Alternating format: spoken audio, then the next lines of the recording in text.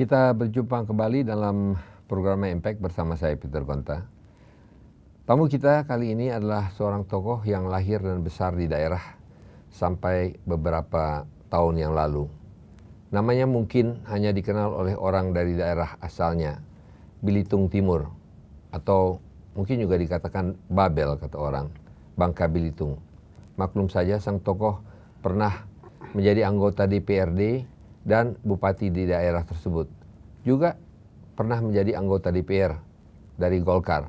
Namun tamu kita ini tiba-tiba menjadi buah bibir di tingkat nasional sejak namanya muncul sebagai salah satu calon yang akan berlaga dalam Pilkada DKI Jakarta. Beliau maju sebagai calon wakil gubernur berduet dengan Joko Widodo. Saya perkenalkan tamu kita, Insinyur Basuki Cahaya Purnama atau yang akrab disebut Ahok. Pak Ahok, boleh saya sebut Ahok? Boleh. Pendek. Lebih dikenal. Tapi menjadi buah bibir orang dan gampang disebut kalau disebut Basuki Cahaya Purnama agak panjang. Ya. Nama yang populer? Iya. Sengaja?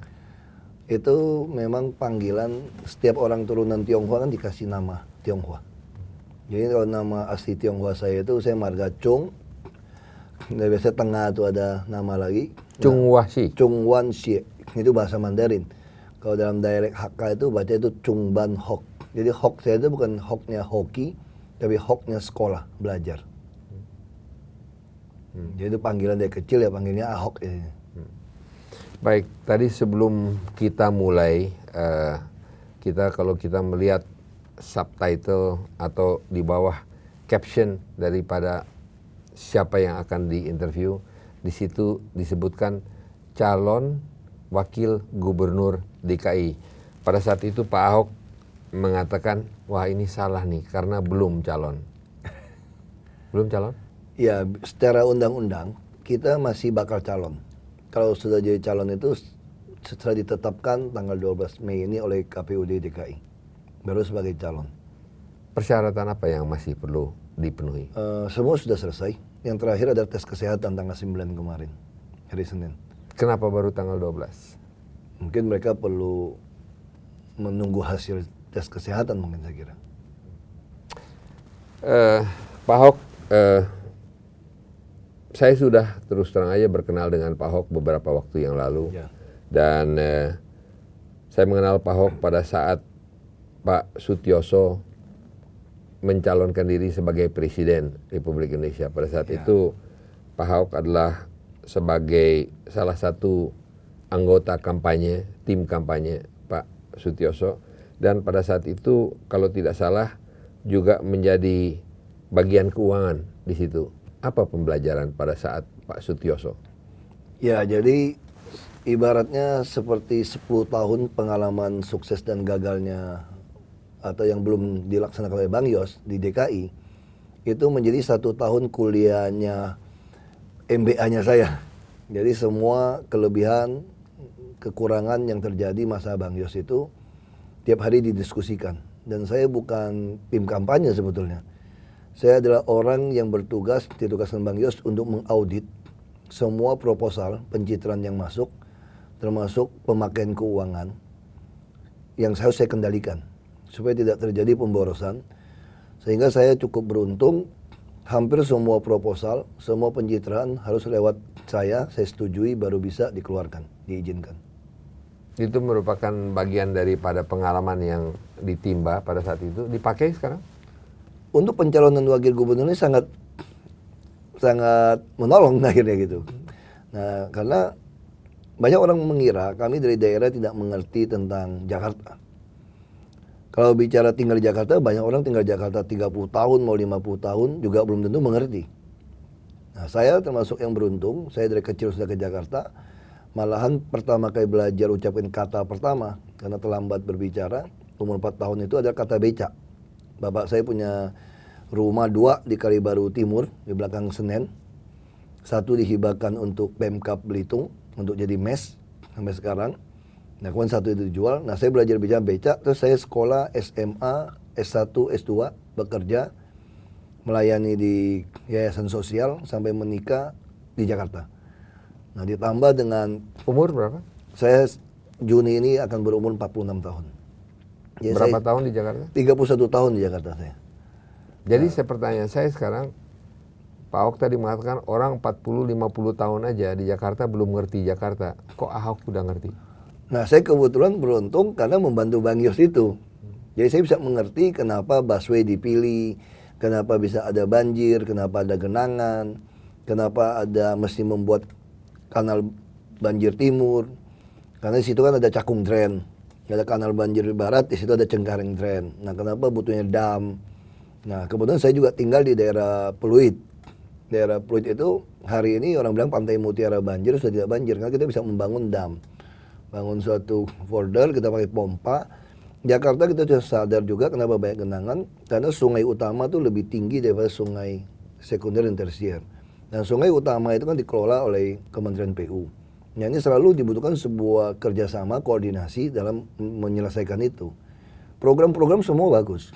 Kalau kita pelajari di Jakarta, Bang Yos, saya kira tidak ada provinsi manapun di Indonesia yang selengkap di DKI. Jadi peta persoalan sudah punya. Padahal saya belum nanya ini semua nih, sudah langsung kampanye sini. Bukan kampanye, ini bukan kampanye, ini menceritakan pengalaman dengan Bang Yos. Jadi itu yang Bang Yos lakukan, kenapa dia lakukan ini, kenapa dia tidak lakukan ini. Jadi saya betul-betul belajar, jadi saya ngerti, oh DKI itu seperti itu persoalannya. Baik, mohon maaf tadi saya agar Gak apa-apa.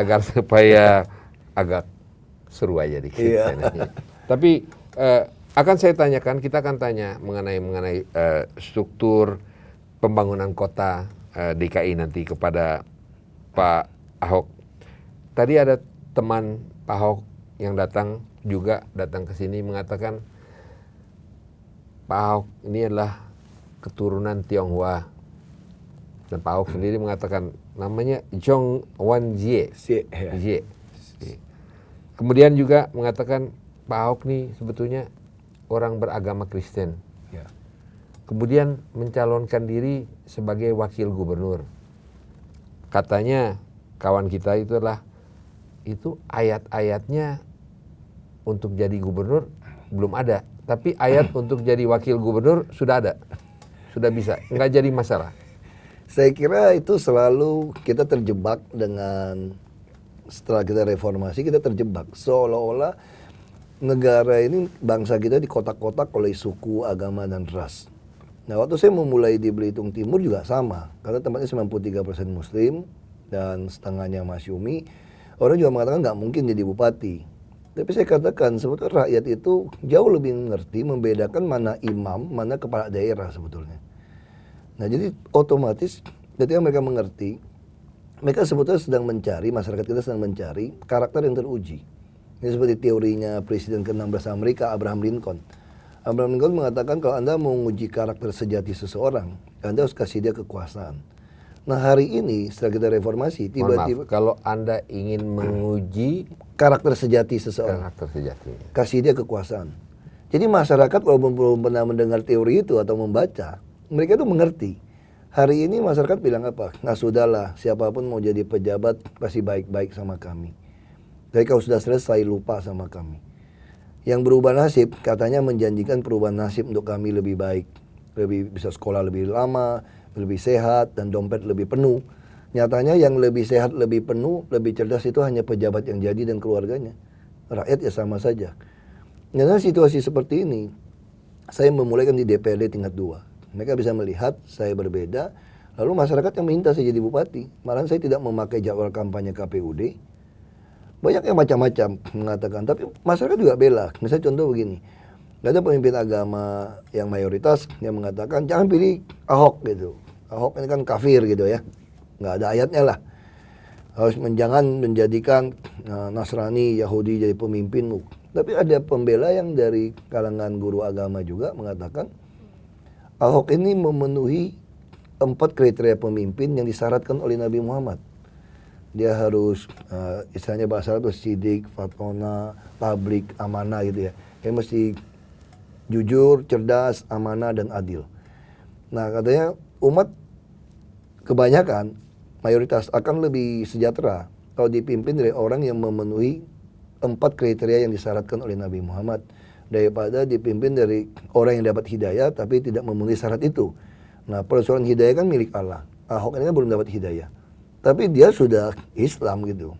Nah, ini sesuatu yang menarik. terjadi. Kita akan teruskan itu di bagian kedua dari pembicaraan kita. Kebetulan saya juga mengetahui bahwa seseorang yang mengatakan tadi belum ada ayatnya itu adalah seorang yang sebetulnya sangat tekun menjalani agama Islamnya atau agamanya, dan bahkan itu seorang yang boleh dikatakan memang pembelajarannya adalah di dalam agama Islam, dan beliau itu yang mengatakan hal ini. Jadi sesuatu yang cukup menarik dan sama seperti yang Pak Ahok katakan barusan.